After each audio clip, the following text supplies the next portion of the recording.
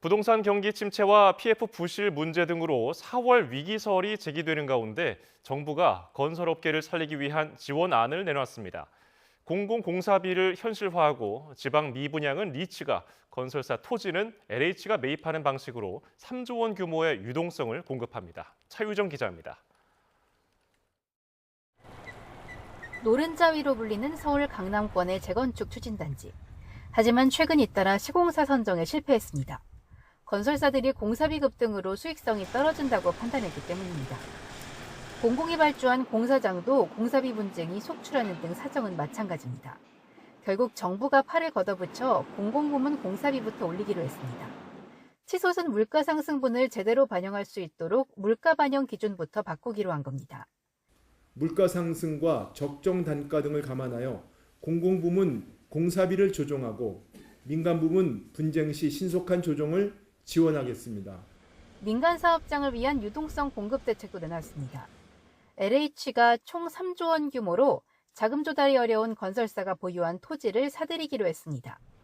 건설사 부지를 LH가 매입하면 건설사는 낮은 금리로 대출 만기를 연장할 수 있고 본 PF까지 사업을 안정적으로 진행할 수 있다는 겁니다.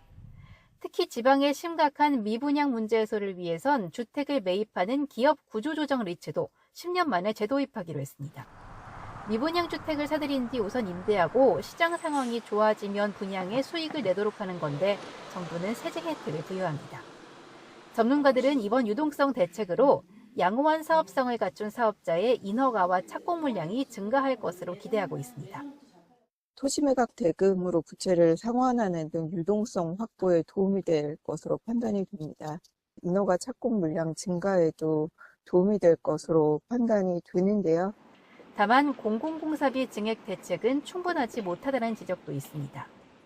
실무 현장에서 제기하는 문제가 공사비의 상승 정도가 단순히 물가 상승률이나 건설 공사비 지수 정도의 수준이 아니고 그보다 더 많이 올랐기 때문에 하지만 대체로 긍정적인 평가가 많은 만큼 이번 대책이 4월 위기설을 잠재우고 건설 경기를 살릴 수 있을지 주목됩니다. YTN 차유정입니다.